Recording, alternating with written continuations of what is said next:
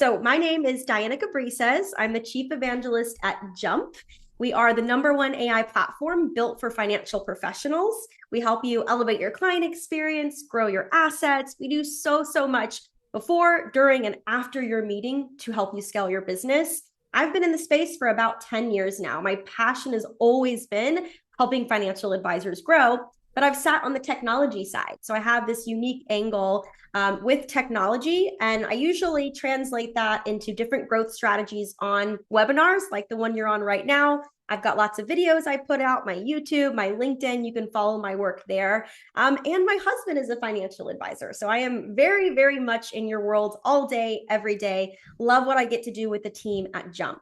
And then I want to formally introduce our guest because we are very grateful for his time today. So Mark Cecchini, he is a wealth advisor. As he mentioned, he's based in Pennsylvania, and he serves high net worth technology employees and business owners with a particular expertise in equity compensation, concentrated stock, and major liquidity events. So Mark, as you'll find out, and as you saw in some of the marketing for today's session, he is running a practice right now in RIA that has about 200 million in assets under management. He serves 60 families across 16 states.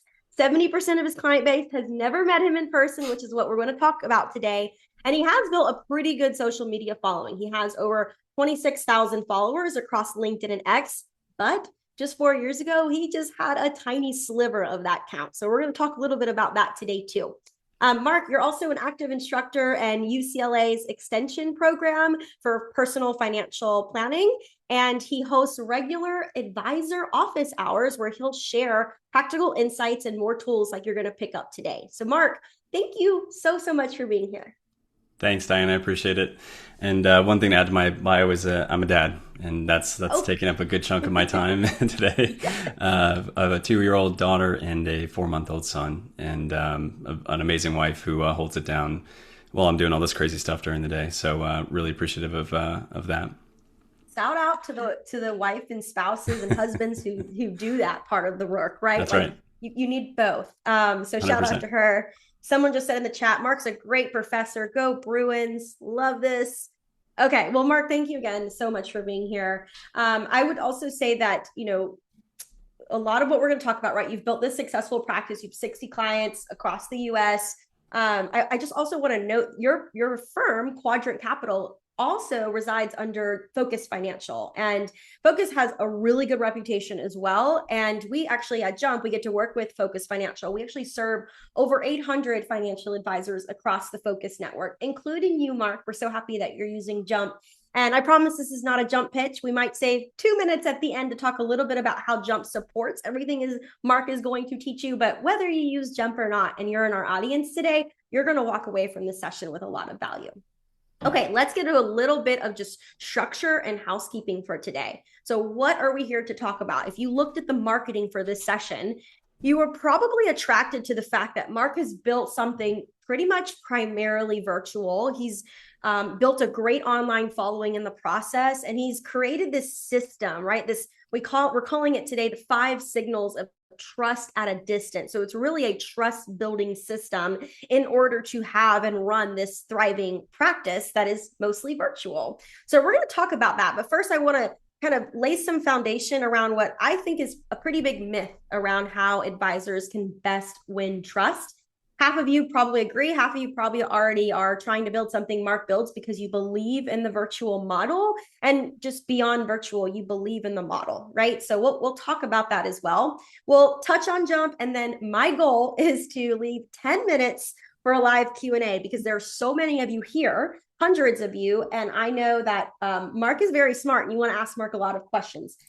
Whatever questions we don't get through today, I will make my best promise to say that if it's a Jump related product question, our product team will follow up with you. If it's a question for Mark, I will send him questions after this session that potentially he'll be able to get to, or you can invite Mark, maybe you can share how people can join your advisor office hours in the future as well. So we'll make sure we get to that at the end. I hope I didn't just overpromise there for you, Mark. The more the merrier, always. Well, we're definitely going to learn about that today, right? Don't overpromise, don't over communicate. There's lots of different strategies we're going to talk about. A few quick notes. There's a chat box open. Feel free to drop comments, thoughts, If you want to push back on something we're saying or validate something we're saying with your own story, that's where the chat box is going to serve you best. There is also a Q&A box. I encourage you to use that. Drop your question there as it comes up, because when we save that time at the end of the session, that's going to make it easier for me to scroll through questions versus a chat box where not everything is a question. We'll also have a few polls today because we want to hear from our audience. And then again, we'll save 10 minutes at the end. Okay, so the big posing question here is, Mark, how do you serve 7 to 8 figure clients across 16 states without really ever sitting physically across the table from about 70% of your book? And before I even get you talking, I just want to show this screen because I've really taken some of the highlights, this myth that I think there's a lot of advisors who think you have to get in person, or you have to have a fancy office, or maybe some country club golfing outings, or you need to be physically across the table to add value. This is this myth that I think a lot of advisors have leaned into for a long time because maybe it used to work, but times have changed dramatically, right? And so you're doing quite the opposite. You're working almost entirely virtually. You serve clients across the country, and you've built such a strong brand. There's also a very unique way you position yourself as a personal CFO versus just a financial advisor. So let's start here. Who do you serve? What's important to them? And what type of questions are they asking you? Yeah, thanks, Diana. So I think the first thing I want to do is just, say that there's nothing wrong with in person, right? I started my career that way. I still very much value in person interactions with colleagues and clients. And, for 7 years in my career, I was really doing only in person, right? Maybe some conference calls here and there for folks who were out of state. And, we were suit and tie, and it was a pre-COVID world. So I think there's a new paradigm in a couple ways, one of which is sort of this post-COVID virtual first in some cases world. And the other way is just the demographics that I serve, right? So there are absolutely going to be advisors on this call right now who know, thinking in their head about their clients, that their clients prefer in person, right? And they do prefer the personal touch. And I do have some clients who I've sat down with both in Pennsylvania and out in the world, right? I'm a little constrained right now with the little ones at home, but in a perfect world, I'd get out to see a lot more clients. So the people that I serve are, primarily 30 to 50-year-old technology employees, founders, and SMB owners, right? So small, medium-sized business owners. I think the demographic chop of my client base is, I have like 40 clients under age 40, right? So these are millennials, folks like me. I'm 35 today. And we have a certain way of approaching the world. And I think sometimes the virtual does mesh better with sort of our day-to-day, or being able to take a quick meeting inside their workday. But my clients are really impressive. I'm always the least impressive person in the room because I'm serving people that are building rockets and building the frontier AI models, and working at some of the biggest and best companies in the world, literally establishing, policy around cybersecurity for NVIDIA and things like that. So very, very lucky to serve these really incredible clients, and they have agreed to meet me where I am, right? So I meet them where they are in a lot of ways, and they're meeting me where I am in terms of how we meet, how we engage, and how we get things done. I'm really glad that you sort of broke down your client base. I think a lot of advisors, especially if you're getting started, right? You want to target where, there's a lot of money, right? The mass affluent, but beyond the mass affluent, like a lot of advisors think, okay, I need to fall in that like retiree range in order to make it quickly. But what I'm so fascinated with by your story is that you're showing how serving millennials and Gen Xers who are multi-millionaires, and it's just really in the way that you start speaking their language. You don't have to be an executive at an AI titan, one of the AI titans, right? You don't have to know how to build rockets, but when you learn how to speak their language, that is why they're so attracted to you, Mark. There's so many financial professionals out there that can help people with money, but you're really honing into this specific subset of Americans that they do have a lot of money, but they're also still younger. They're not pre-retirees, retirees, where a lot of money does lie. That, of course, naturally that makes sense. But you've carved out this really cool niche, and you do it in a way that is quite impressive. You don't have an office in San Francisco, right? No. And you'll find in San Francisco that there are financial advisors that serve this very same niche. But the process you built around it is what really makes you stand out and what makes you successful. And I say this, guys, because before this webinar, of course, I asked Mark a ton of questions, and we really created this process for you to take away and maybe to start to implement in your own practice. Okay, this is very helpful. Now, did you originally set out to build a virtual RIA? Like when you started day one, were you like, I'm going to build a virtual practice? No, not at all. I think it happened naturally, and it's now this living, breathing organism, and it's really cool to see how it's formed over the last year. And, year to 3 years, I think, has really been the inflection point for me in my career. But it was really started in a lot of ways from when I worked at Compound, right? So Compound, or Compound Planning as it's now known, really was serving majority technology founders and employees, right? So they created an entire brand, an entire ecosystem around what do these employees need. Obviously, they need help with equity compensation, planning, tax. They had an in-house tax team. They were building a dashboard for this client base, and they raised a lot of venture funding, right? And so there was a strong pivot at one point, which is when I decided to leave, but it was really my training ground in equity compensation. And when people were coming from all over the place, it didn't matter where they're, because we had probably 5 advisors at the time. There was folks in the Bay Area, there was folks in LA, there was me in Philadelphia at the time, now an hour north of Philadelphia, someone else in Florida. And so it really didn't matter, right? It was like, here's our staple of advisors. And we did round robins in terms of when leads came in, but it was really refreshing to see clients gravitate to the expertise as opposed to the pomp and circumstance, right? There was no pomp and circumstance. There was no steak dinners. There were no Yankees games or, Giants games, outings. It was really just, let's do the work. Let's roll up our sleeves. Let's get into this really complicated thing that is private company tender offers, IPOs, direct listings, and let's just get it done and do it at all costs. Yeah. And that is a good reading on what your clients appreciate the most, right? They have very limited time. They're busy. They're, not just busy with career, but they also probably have younger families and that they're trying to raise. And their time is so important and valuable and precious to them that, as cool as the Yankees outing is, right? Or any of these ball games or golf outings are, the truth is they don't really have a lot of time to be doing that anyway. No. Yeah. And they're building families, right? They're Yeah. in the messy middle of having children and buying houses, and they may or may not be going into an office. They might have aging parents who need some attention, or they might, just have other obligations, right? They're trying to stay in shape. Everyone has all these things that we now need to keep up with. Oh, It's yeah. not just 30 and 50-year-olds, but we have limited time to do that, right? And so I think what was cool for me was seeing the folks who came to us and were highly skeptical, right? I think, I'm again 35, like a peak millennial, right? Born in 1990, it's peak millennial in terms of that generation. We tend to have a certain worldview of like, don't sell it to me, right? Just tell me what you can do. Tell me what it costs. Is it right for me? And then I can decide, right? Just Yep. drop the pomp and circumstance, like I mentioned, and speak to me like a human being. And I think that's what I've done really well over the years, is just, here's what we offer. I think it's a really high quality offering. Here's what it costs, and help you try to establish that value proposition framework. Yep. Love it. Okay, last question, and then we'll move on and we'll get into the framework for our audience. And there's so much goodness there to be uncovered. I want to talk about the personal CFO positioning. I will be totally honest. I've worked with and talked to and coached so many advisors over the years, but the personal CFO positioning was still a little bit unknown to me. And so when I had talked to you and read some of your notes about how you position, I was just fascinated. So I think our audience would love to hear this too. Like, what is the personal CFO? Why do you position yourself that way? And what is it not?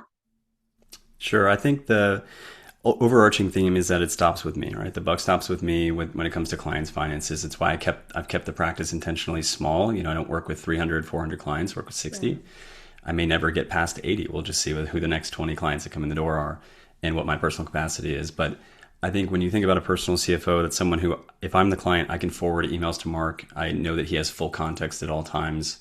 I know that he is standing by and available, because these things can happen fast, right? Just this year, I've had at least a dozen clients buy houses, have children, or go through a major liquidity event, like life-changing events. And so if I was so busy and calendar filled that I couldn't meet with them for 2 weeks, that's a no-go, right, for these folks. So I think that's what a personal CFO is to me. It's having multiple platforms for clients to interact with at all times, right? I'm not just focused on investments or even planning, right? I'm focused on investments, planning, tax, third-party professional coordination, where I can find the best people from outside the firm to bring in and sort of craft this virtual family office, which is a term that I know some people have issue with. But I have worked for a multifamily office for families worth 300 million. The only difference is some of these folks live outside the firm's walls, and there's pros and cons to that, right? But we've tried our best to create sort of a Mark is the quarterback. Here's everyone else, but everything should filter through him and his team, so that if there's ever a broken link, that we know right where to go back to sort of the main source of truth. Give me an example of the quarterback, right? Your client comes to you, they have some tax needs. How would you quarterback that if you're not providing tax planning or prep in-house? Sure. So in my case, I work with outside CPA firms. And so not all of my clients work with the same firm. I know there's some firms that have captive relationships or just straight up buy CPA firms to have their clients go to. I have a few firms that I lean on heavily, and their role is to go through me for most things and bring in the client where necessary, right? So these people, you have to imagine, are extremely busy in their job. They hired me to outsource a lot of this, right? So Right. if the CPA has to bug them every time there's a quarterly payment projection or anything else, it kind of defeats the purpose, right? It's like Mark has most context, and so go through him first, and then if he needs to bring me in for whatever missing information we might need, that's when that happens. One example I'll give is from earlier this year. There was an unexpected liquidity event, right? Some of these liquidity events are very signaled far in advance, right? IPOs and tender offers and things. Some of them are like, hey, the company X is buying company Y, and it's going to happen in like 2 weeks, right? Because a lot of these executive teams keep it really, really hush hush until the last second, right? Because they can always back out. Yep. And so with that one, we set the client up with the CPA before the transaction closed. We had a joint meeting around that liquidity event. We did all the modeling. We did the investment proposal for the proceeds. And then, like most people who have a big liquidity event, the next thing they want to do is buy a house, right? It's funny how it always lines up. Right? As soon as the money hits the account, oh, we found this great place across town. And that is a process that involves a lot of moving pieces, right? So mortgage broker that I love out of the Bay Area, she can write all 50 states, going through those modules around which mortgage would be right for them, affordability conversations. Really, they just had to pick a real estate agent, and the rest was taken care of. Wow. So you've really you've created a collective, if you will, of professional services firms and professionals that you trust, Right. and you play a bit of the middleman, if you will. But I'm sure that there's an extent to that, right? Because you've got to make something scale, and we'll definitely talk about that too. But thank you. I just wanted to give a little bit of insight to that. One last quick question: do you think the personal CFO positioning is also part of the reason you are having so much success? I kind of make fun of myself for it sometimes. I think it's a little chintzy from time to time, but it is sort of that level above just this is my role to handle the investments or be there for quarterly meetings or once a year meetings. It really is like, and again, it's hard, right? If anyone's on the call thinking about sort of rolling out a more robust and holistic offering, just be aware that you're not going to work less. You're going to work a lot more, and you're going to be on call a lot. So I have to manage that capacity and sort of time allocation. But I do think it's one of those things where if a client values that it's a really tough thing for them to ever leave, right? Once they realize that they can lean on me for all these things, it's like, I don't want to retain all that stuff again, right? I've seen how well it's worked. And I do think it's helpful from especially younger folks who are like, I can do the investments myself, right? We've seen this raging bull market now for however many years. And the one thing that they typically realize their shortcomings are things like estate planning, insurance, college funding, Trump accounts, UTMAs, the CPA relationship. They just don't want to do that, right? And so it does take someone like me to push them and hold their feet to the fire to get these things done. Absolutely. Thank you for that. Also, I think you're speaking their language more, right? Like they work with chief technology officers, chief financial officer. They might be one of those people, right? Those executives. And I feel like that's just like the language they hear every day. When you work in a tech company, for example, that you hear this language daily. That is just the nature of the organization they're in, right? So they're already relating to that more like, oh, my personal CFO, I know exactly what they're going to help me with, right? They're going to be that for me. So, right. And I was a startup employee. I've worked for 3 startups, believe it or not. So, I have gotten option grants and, been in the room with Series A funding rounds and things like that. So it's really unique. Yes, I love that. We're getting some questions already. I do want to, maybe we'll just quickly ask one here. How does your pricing model account for your role as a personal CFO? And, another question on the same one, right? What is your pricing model for this service level? Yeah, so I think our pricing model is fairly industry standard. The one change that I make is that I impose a minimum fee. And so, it's a standard AUM fee that starts at 1%, tiers down to zero point 0.6 or 60 basis points. Mhm. And the breakpoints on those are, I think, even more bespoke than most, right? Like we don't tier down until 3 million, right? So 1% on the first 3 million, then 80 basis points on the next three, and 60 basis points on anything above 6 million. So I think right there, that's a little bit wider of bands than most firms. Most firms will tier down, after 1 or 2 million. And then I Yeah. impose a minimum fee that serves as a floor, right? So if a client withdraws all their money, they're still paying a pretty significant annual retainer even without the asset level. Got it. Okay. And you're offering this full scale offering to all of your clients, or do you segment the client base? I think it naturally segments itself. I don't necessarily believe in like ABC clients or anything like that because I Mhm. just wouldn't accept the person if I thought it was not either worth their cost, right, of what I Mhm. charge, or they didn't have enough complexity on the bone. Because some people don't want this level of Yep. involvement, right? They'd rather just have some portfolios managed and check in every once in a while. Yep. And so that's how I've approached it. But I wouldn't say I'd say sort of the folks who are the very entry level point of the client base. I'm not necessarily serving as the full scale personal CFO family office type thing. Yep. Makes sense. Mhm. Love it. Love the customization. Okay, we're gonna move along because I promised people 10 minutes at the end. So hopefully we'll still be able to give them that. Okay, so I think my takeaway here, right, is you don't necessarily build trust through proximity. You build it through other ways, right? You're competent, you are responsive, you communicate well, you execute, and you actually care. And that really leads us into the framework that we're going to share with our audience. So when Mark and I met to plan this webinar, I asked him, like, what if you could boil it down into 5 things why you're successful, why you and how you operate this practice that you've built. What are those 5 things? And that's what we're going to dive into right now. So I think to lay foundation, we're going to start with specialization because I do think that's a really big part of this specific model and why it does work so well. If you're targeting retirees, it probably won't work as well. I mean, I will say they're becoming a little more tech savvy. My mom is a retiree. She just spent the last 10 days with me and she's got her iPhone and I'm teaching her to use ChatGPT and she's able to meet virtually and FaceTime and do all of those things, but it's not necessarily the preference, right? So I think specialization matters. If you want to build something like this, maybe understanding a little bit more about who your audience is and then creating a persona and really a brand online around that. Because if you're building a virtual practice, it makes a lot of sense that your virtual digital presence is going to accommodate actually bringing those people in and then being able to service them digitally as well. So there was a few things that we talked about, Mark, that I just kind of put on the screen here, and then I have some questions for you. So specializing deeply, right? Picking a narrow client type and then going deeper on that.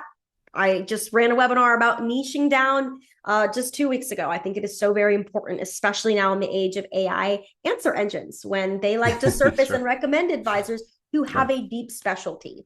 Showing proof that you've solved your clients or potential clients' exact problems, ding ding storytelling. And not just like, hey, my client did this, but like, what's the crux of the story?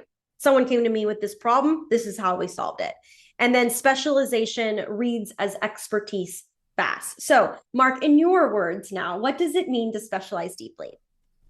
It's a great question. I think I like to say what I do is a soft niche. I don't Mm, sort of. There are some folks who really niche hard and they only stick to that niche, and I respect that immensely. mm, I've found that the soft niche for me is about 60% of my clients work in technology, right, or crypto, or VC, right, but less so. So kind of that tech Silicon Valley, Silicon Beach sort of ecosystem. That is incredibly powerful because I've probably been through consulting clients on 28 liquidity events in the last 3 years, right? And it's just been this unbelievable gauntlet of tender offers and M&A transactions, IPOs less so, right? Because we've been sort of in this frozen IPO market that's now reemerging. Tender offers, direct listings, things where folks are just being offered, buyout to kind of take a transition package and go somewhere else. mm, That is so easy to say now for someone who comes to me from SpaceX or OpenAI or Anthropic or you know um, Ghost or all these companies that might have a liquidity event or have just experienced one. Like I have done this so many times in the last few years for people that look exactly like you, right? Mm. That starts with a deep expertise in equity compensation. So that's something I've leaned into super heavily. And I forced myself to create content around it because there's nothing better than teaching a subject matter to further your own expertise. So, ISOs, NSOs, ESPP, QSBS, all these letters that mean something to me. But they're really highly specialized things. Alternative minimum tax, 280G parachute payments for executives with excess liquidity at the liquidity event. All these things are super complicated, and it's really hard to get that knowledge. You can get it academically and now through AI and social media, but there's nothing like the boots on the ground hand-to-hand combat with these people in the moment. And these are massive decisions that can be life-changing. So, again, 60 client households, 40%, I'm sorry, 60% of them are under age 40, which is crazy. Mm-hmm. They also have an average AUM with me of about 3.5 million. The highest person having about 29 million with me, the lowest having about 1 million. So there's a broad range of folks. And then the SMB owners and the high corporate W-2s, they all typically have some parallel where it's either equity compensation, complex tax issues, family building. They want to outsource this super fast-paced, high-powered job, and they want to sign up for the comprehensive approach. I think that's the consistent thread across all of these people. Yep. So you know them really well. Now, whenever people see Mark Cecchini online, I think your social presence also speaks volumes to how much you know your clients or your prospective clients. Because when you go to Mark's Twitter, which I have here on the screen, and maybe Mark, you could drop a link in the chat of your Twitter handle, X handle, but you can go through his posts and you can even see like which ones performed really well, right? You can see the impressions on the posts. And I mean, just the things that you say are just so like everything you just explained, right? You're giving like examples. Hey, I had someone come and do this, or like, this is how I'm having success. I also circled here, like just your positioning. So you're very specific here, like personal CFO, 7 to 8 figure tech employees and SMB owners. But I think it also shows the soft niche, right? You're not hard niching into very specific companies or types of business owners or stages of businesses that they're running. Even you're just kind of keeping that open. And when we talked and planned this, I was thinking like, what could you share with our audience that if it were like a 30-second social media pitch, which I know is really, really oversimplified, like That's what is hard one for of me, the, Diana. I talk a lot. okay, maybe we'll do 1 minute. So No, what, 30 seconds is good. for an advisor listening right now, like what advice would you give them on how much to post and what to post? Like those two things. As much as possible. I've posted every single day for 3 years. And it's been at times backbreaking and like the last thing I possibly want to do, like getting up in the morning and going for a run. Like literally some days I'm like, this is the last thing I want to do today is post something that has some original thought behind it. But it's a muscle, I would say, as much as possible to start out with. If you're brand new, I'd say 3 to 5 times a week is a good sort of soft target.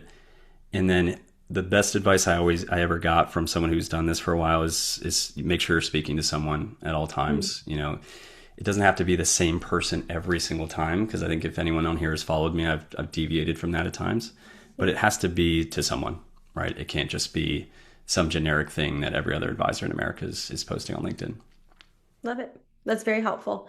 I encourage all of you on the line right now, feel free to click his X profile and just read through his content. And, it's almost like a little bit of steal your strategy, Mark, right? There's enough to go around for everyone. Study his posts and study which ones did well and study, the positioning and what he's saying and come up with ways that you can speak to your audience with, a similar type of post. You're also very concise, right? Like you're not writing 3 paragraphs, right? You're like, No. 3 lines and they all say something important. And that's a whole other skill. I mean, that's really good copywriting. But even beyond copywriting, you just like it's social copywriting, right? There's different types of copywriting. So study that. Yeah. If you're on the call today, study that. And We're be a getting human.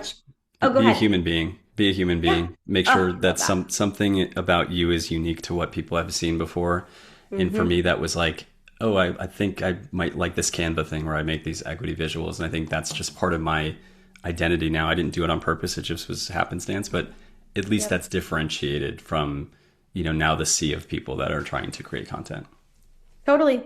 I'm going to launch a poll. I just want to hear from our audience and get just a general understanding of what you're doing on social media, how often you're doing it. While this poll runs, we'll give it like 30 seconds or so. So feel free to take that on your screen. It's optional. I'm going to pick out just maybe a question or two here. How did you develop your niche as a younger advisor? Pick one and go for it and change it needed, or be more of a generalist until a certain group of people click with you and then niche down? It's a great question. I think I was really lucky in being a generalist for, again, 7 to 9 years before I ever niched down. If you have a passion around something, like, hey, my father was a dentist and I just saw how much it was painful for him to be a small business owner in that field. And I think that's something I'm passionate about. Like, that's great. As soon as you identify that, run with it. For me, I needed the education and the experience with all types of peoples from A to Z, 22 to 92 years old, small business owner to high corporate W-2 in a biotech company. So I got a lot of training at a couple of good RIAs in the beginning. That was one of my biggest advantages. And that's why I try to give back so much, is I realize there's a ton of people that don't get that. Yep, there are. And that makes a huge difference. Having good leaders around you early on in your career makes a massive difference. It doesn't matter what industry you're in. Okay. And then one other, how did you prospect? It's funny, in my early career, I did a little cold outbound. It was really just like a smattering of outbound LinkedIn if I saw somebody I thought was a good potential client. But it's been literally years and years since I did any cold outbound of any kind. Wow. Yeah, you don't have to, because you have enough inbound coming across social. I'm sure referrals are a part of that as well from your base, right? And I think when we talked, you even mentioned like you have to turn some people away. Did I remember that correctly? Yeah, I think my fee level does self-select some folks out of it, but there are some folks that they're looking for something unique that I'm not available to provide at this sort of touch level, for sure. Yep. Are most of your new clients finding you through like your website, AI searching, or word of mouth through your current client base? For me, it's a majority Twitter and X, just because that's where I've done by far the most content, so it makes sense. But yeah, still very heavily inbound X through my Calendly link. Got it. Yes, I totally should have led with that. You have quite the following on LinkedIn. I'm sorry, and on Twitter. So Thanks. if you have that link in the chat, go to it. Take some time to study the way Mark puts posts out on X, aka Twitter, aka X. I keep using that interchangeably. Just to be clear, X, and steal that strategy. That's what I would do if I were you. So Still Twitter to me. yeah. I'll call it X. There we go. I think it's still Twitter too. So, okay, 64% of you say I'm inconsistent. And look, I get it. But you just heard it from Mark, who's built a quite successful following. And in fact, people that I do follow online, because I am a bit of a poster myself, but trust me, I still get very inconsistent during some periods of life. But I choose to be, right? I choose to, I don't get my leads from social media, but I do get a lot of indirect benefit to my business model and my clients, right, through social media. So you have to be consistent. The most successful people on social with the best engagement have also said the same thing to me. I post every single day, at least once a day. So that's the tip here, but also what you're posting is important. And the algorithm is unforgiving, right? If you take too much a break, it's going to pound you. And it will. I've had folks, like, I have clients sometimes text me screenshots from someone that they had text them about something I've tweeted or posted, and that to me like blows my mind. Like, and the client's like, oh yeah, that's my advisor. Yeah, like, that's crazy. You just sent that to me. And like, a guy I used to work with at another firm was like, a coworker of mine just texted me your equity comp slide deck. I haven't talked to this guy in 10 years, right? We went to college together. And it's just, again, I would have never thought 3 years ago when I had 180 followers on X that this would be the case today. We buried the lead with that. Okay, 3 years ago, Mark had 180 followers. Okay, 3 years ago. That's not a lot of time. Truthfully, it might seem to some of you, but I think all of us we're adults. We know 3 years flies by, right? So that's inspiring. Thank you for sharing that. Sure. Okay, we've got 13 minutes before I'm supposed to roll into a Q&A. So we're going to roll through these other things. I know time always flies. And sometimes I always regret, like, I should have done a 90-minute session, but then people won't sign up because they're like, I don't have 90 minutes. So we're going to go through this, give you as much value as we can.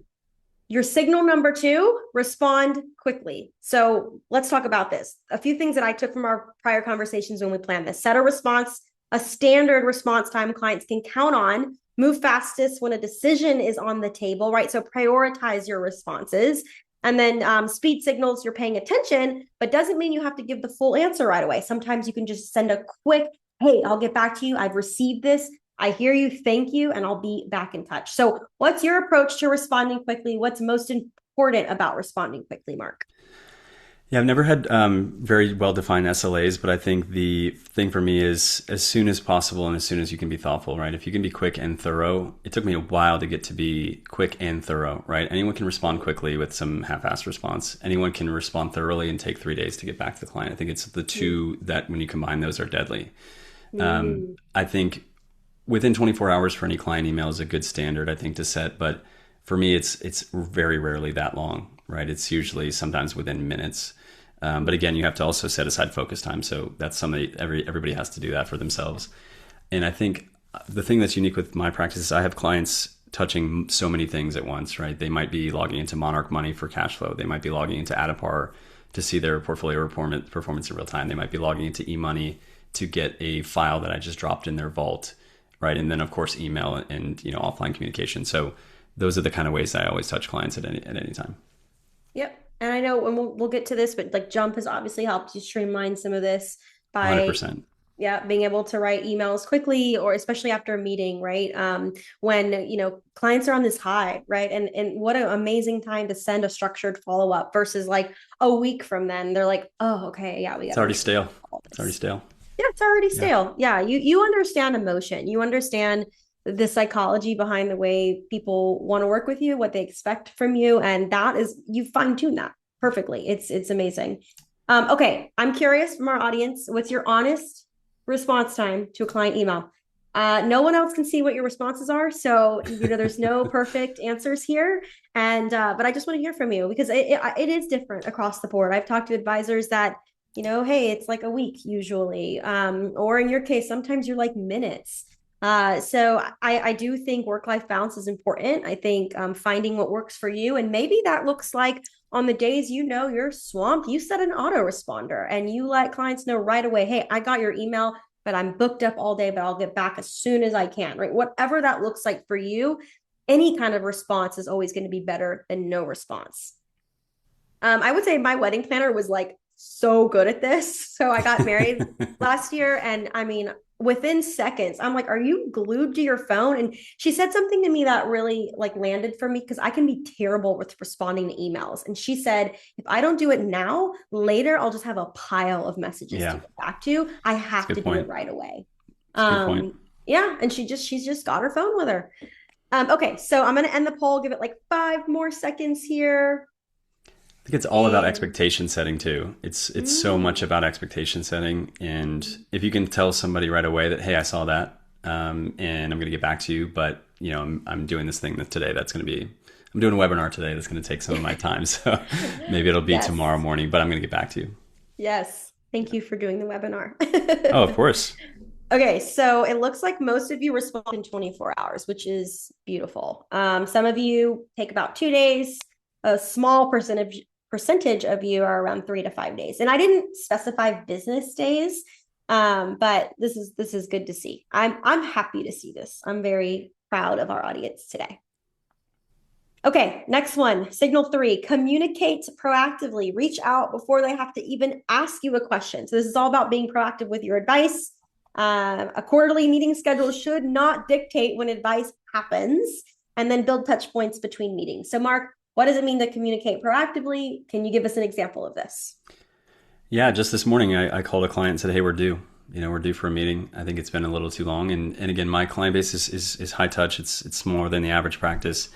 And so it is a living, breathing organism that I have a lot of connection to, right? And so I can kind of just like feel this pang in my stomach. And I've been doing this for 13 years, and even before that, since I was 19, studying financial planning at an undergrad program.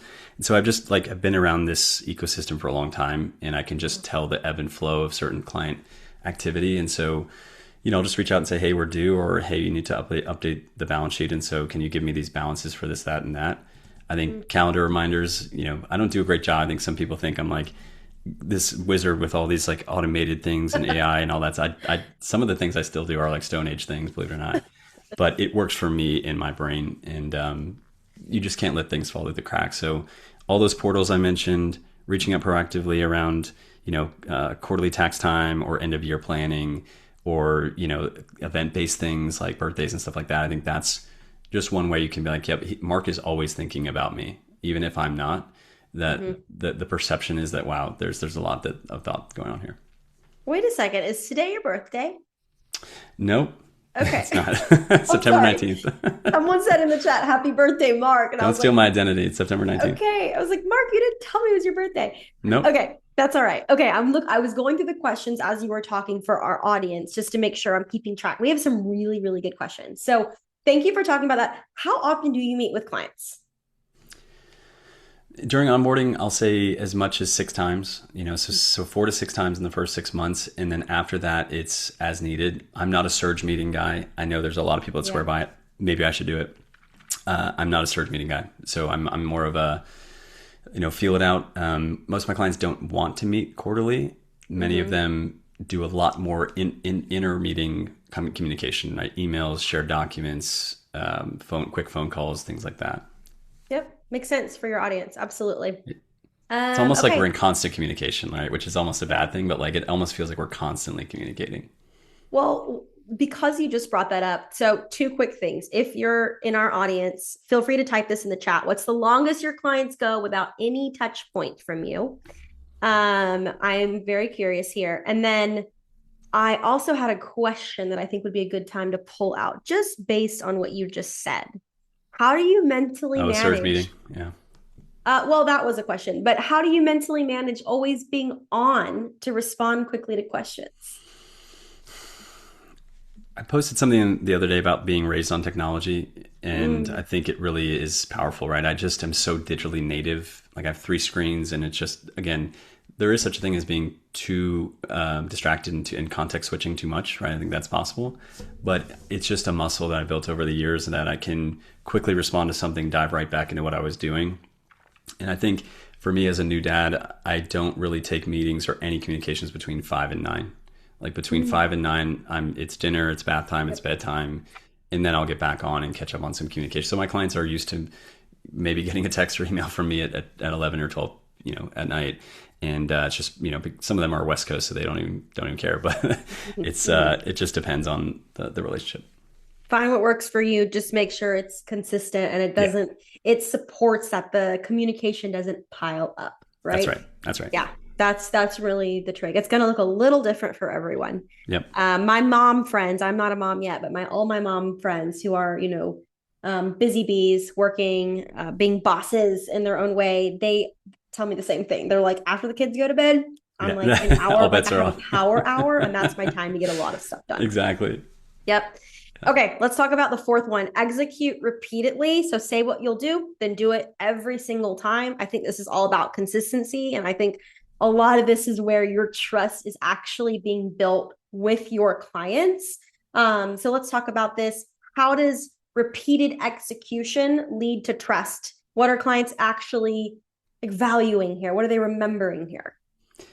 I think it's just good business, which is follow through and follow up consistently, say what you're going to do, and then do it, and more importantly, let the client know you did it. Right? I think that sometimes we do things, and I'm just always resurfacing like, yep, that's done, or Love we that. are going to do that next week, or hey, that wire is going to go out. Because again, the personal CFO for me is also like the they call last mile delivery with DoorDash. Like it's last mile execution, right? We are sending the wires, we are doing some of the money movements, we are doing some of the calls with the estate planning attorney to finalize documents, whatever it is.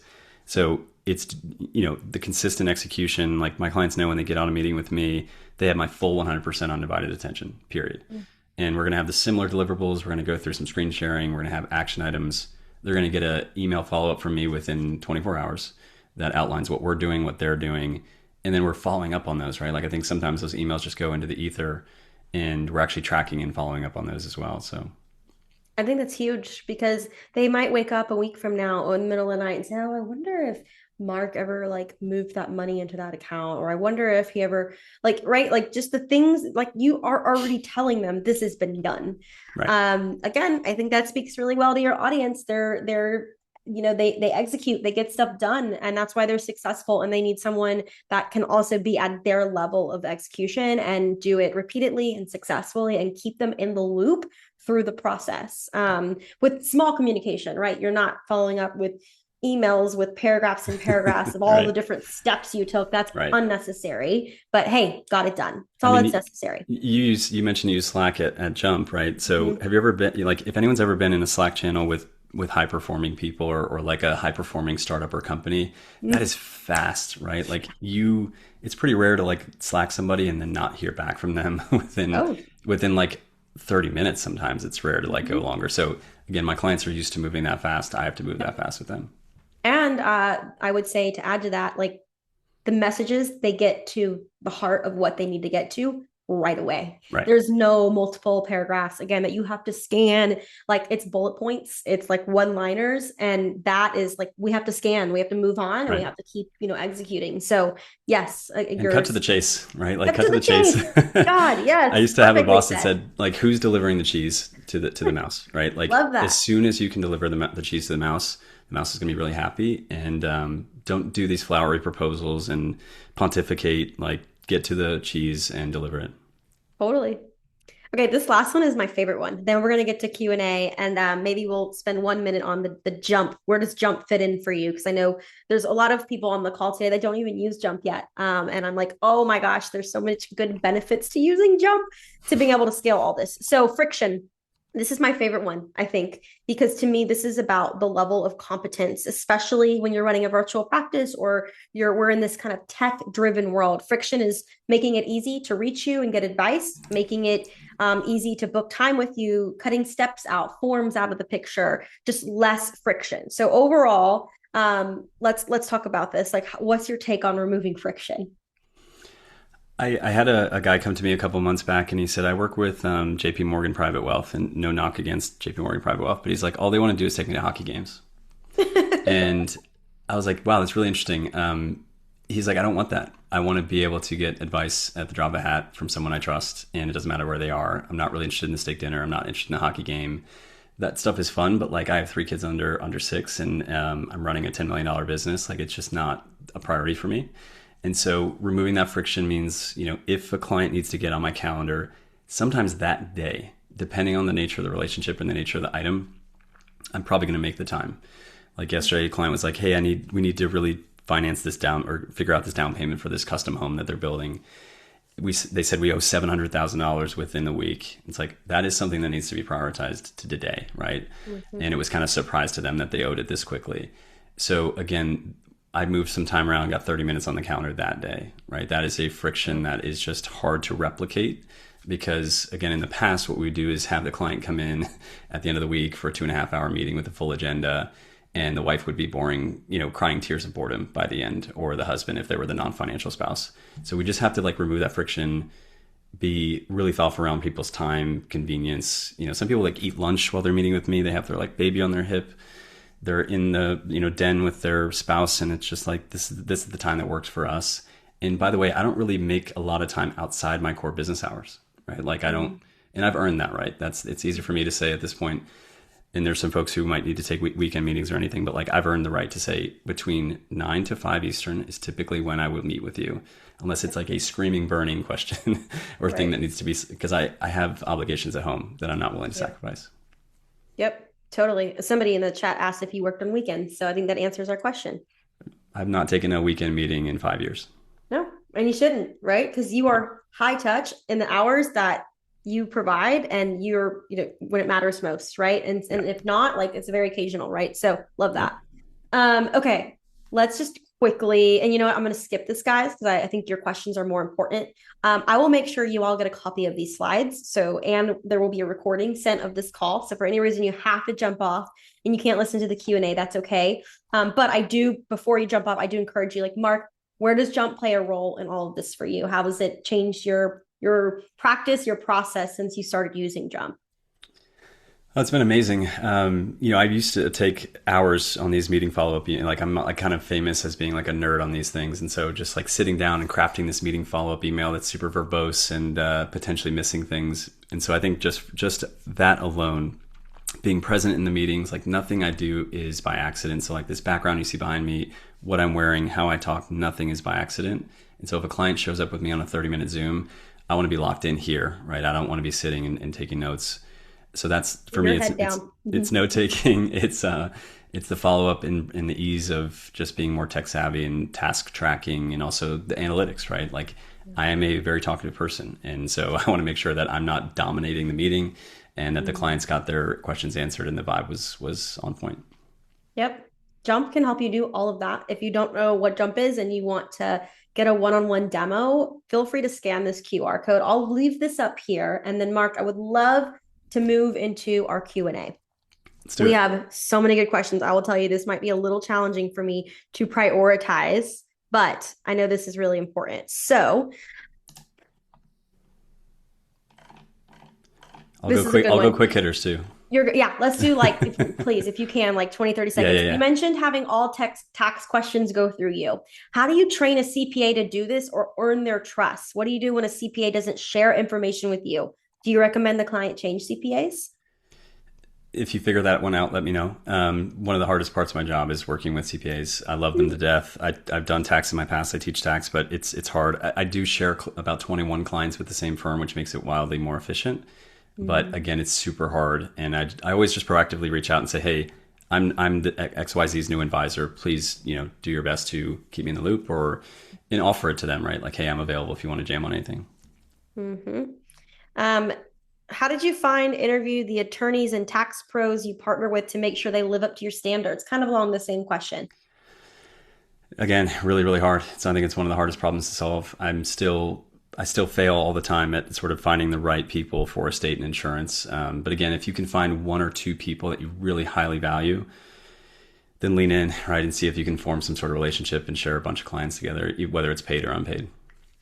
How do you build trust in the first prospect meeting when the client is on Zoom in a few states away? How is it different from in-person meetings? I think it's very different. I think I don't try to get into numbers too quickly with those first 30-minute intro calls. I do think that's another benefit of having a social following is I think people do sort of know a lot about me beforehand. They probably want to know more than they ever cared to. I always like apologize to people when they say they followed me for a few years. I'm like, I'm so sorry that you have to see my posts every single day. But yeah, I think it's rapport. Rapport building is sales 101, right? Like I don't really talk about myself for a long time in that meeting. Like I'm just peppering them with questions. I'm trying to find that thread of connectivity, whether it's, hey, I know somebody who used to live in your town, or I went to that school, or just anything, literally anything of connectivity that you can be like, yep, we have that one thing in common, and let's move Yep. forward and talk about you way more than me, right? I don't even talk about myself at all, typically. Yep. That's one of the behaviors that we found in our insights report. We have a prospecting playbook, and that like first prospecting meeting should be very little about you and a lot about them. 100%. So love that you said that. How many staff work directly for you? And if not for you, what shared staff resources do you have? Do you partner with other advisors or have advisors that work underneath you? I have a two shared resources. I would say they're both about 80 to 85% under me. So one is an operations specialist who does all Schwab Fidelity, alternative investment paperwork, and some other sort of administrative tasks. And then I have an analyst who's a very sort of green general financial person who does a lot of like the ADAPAR and money movements and things like that. Mm-hmm. How do you handle client service if or when you go on vacation or are unavailable for any reason? I do put the out of office on. I think that's important because I think if clients are so used to a responsiveness from me, like I want them to at least know why it's not the typical response time. And so I'll just say I'm out of office. Here's the emails for Scott and Joy, and Scott Joy should be for these tasks. Scott should be for that. But again, with the territory that I have, I'm typically never truly off, right? And that's a sacrifice I'm willing to make now. But I try not to let it bleed into family time or anything else. Totally. How would you steer your career differently if you could be dropped into college again? Fun question. Is the specialization in financial planning worth it, or would you have learned through more traditional finance and economics? I'm biased, man. I'm such a nerd about that. I think financial planning is one of the best jobs on the planet. There's nothing in my mind that, for me at least, that blends analytical and interpersonal better, right? To actually help people do something, right? So as powerful as finance and money. So I would absolutely still pursue it. I get questions like this a lot. Like, is it worth pursuing in this AI era? I think absolutely. I think you should lean into the psychological, the behavioral, the human side of money more than ever. I think specialization is critical. It's really hard to succeed at the level that some of us have while being a pure generalist in today's competitive environment. It is so competitive because we have not made the barrier to entry very high in this profession, unfortunately. Do you And change your posts? create a brand as soon as humanly possible. Create a personal Create a brand brand. yesterday. I did not do that for very long, and it led me to serving other people's clients for 9 years. Yep. My personal brand is also a big driver of my success. I completely agree with that statement. Do you It's change your everything. posts between LinkedIn and X or relatively the same? Relatively the same. I hate that LinkedIn has that character limit, right? So you do have to kind of, shuck and jive and make things fit. But I've never done as well as on LinkedIn as I have on X. So I don't think I do LinkedIn particularly well, personally. For tax, that's a whole other strategy. I'll tell you that. For tax planning, how do you accomplish this from a compliance point of view? Do you use Holistiplan or any other software to demonstrate? Yep, Holistiplan. I mean, I have a tax background. I've done probably over 150 personal tax returns. I'm not a CPA or an EA, but I've prepped them underneath CPAs at previous firms. So done all the input, data gathering, deliver the return. It's a fine line, as we all know. Michael Kitces has a great long form about how do you flirt with that line of tax advice versus tax planning. But for me, it's doing as much as I feel comfortable with from a compliance standpoint, bringing in the CPA or EA to dunk the ball, right, and make sure that everything's on the up and up. Mm-hmm. Agreed. Okay, maybe do you have time for one more last question? Let's do it. Okay, let me try to save the best question for last here. Let's see. By the way, thank you so much, Mark, for doing this. You have just been phenomenal. Like, there's so many good nuggets in this webinar. I'm very, very grateful, and we'll definitely share the recording with everyone in case you want to go back and watch it again. Let's see. Well, I don't know if this is the best question for last, but you know what? We'll do this one. This might be a little bit loaded. Besides AUM, what are the different revenue streams you have set for your millennial clients? Financial planning, subscription services. We have found many clients in that demographic don't have investable assets outside of their 401k. How do you keep your revenue as consistent as possible? Yeah, I think that's where, and I've been in those scenarios before. I've just moved upstream, and so I don't really work with anyone who would have less than probably at this point at least 1.5 million or 2 million of liquid assets. But that's where my minimum fee comes in, right? I still do get folks all the time where it's like I have 600K or I have this amount, but I really think I need all of this, and I like you, and I like the firm. How can we make this work? And that's where my minimum fee, right? If you're willing to pay 20 grand a year or 5K a quarter for this comprehensive thing, it doesn't really matter what your assets are, right? Because 2 million at 1%, 20K are the same thing. So, but yeah, I don't have any other revenue streams. I don't do project based work. I don't do one time plans. I don't do hourly billing. It's just all one fee for service. Yep. Love it. Thank you, Mark. I think that's the perfect way to end. There's a few more questions, but I will make sure I grab all of the questions and put it in a document and highlight whatever we potentially couldn't get to. Also, I encourage all of you follow Mark on LinkedIn, and if you want, just send him a message with your question. Sorry, Mark, if this is going to be overwhelming to you, but follow him on LinkedIn. You can connect with him here. Scan this QR code on the screen, and follow his content. Like I said, go on his X, look and see what he's done. We've got some love coming in, much appreciated. This was super valuable. So it sounds like the audience really appreciated the content today. I did as well. I've learned a lot from you, Mark. And I think what you've built is unique and special, but also repeatable and scalable. And so I hope other advisors really take what we've shared with them today and apply it and build something great. Because this is, to me, the future of advice for, this upcoming wave of what I feel like AI is building, right? These Yeah. geniuses, these millionaires, these instant overnight founders and rich Yes. people. It's coming, guys. I mean, it's already here. But Mark, any parting words on your end? I think for me, it's just you don't have to be physically close to build Yeah. something fantastic. Anything from you? I'd say it's so fun to build something like this. Do it your way and do it, according to your client demo, right? You could have listened to this and been like, that sounds wildly inappropriate for my client base. Figure out what works for your client base. And then I'd say, from a selfish perspective, like if you learned anything from me today or in the past 3 years of content, please pay it forward. Like we're all in this together. It's not a zero sum game. Pay it forward to somebody else, a young person, career changers trying to get into planning, and just do right by your clients because we're fighting this massive uphill battle of technology and past bad behavior. That is perfectly said. Pay it forward. Love that mentality. Mark, it's so clear to me you're very passionate about what you do. And I think that fuels a lot of the way you run this business and how present you are and how much you show up. And you're just like, you've got this grit and you're relentless in your pursuit of building something great. And it shows. So Thank thank you. you so, so much again. And thanks everyone for being here. And we hope to see you on our next webinar. Have a great day, Thanks, Diana. everyone. You killed Yep. it. Bye. Thanks. Bye.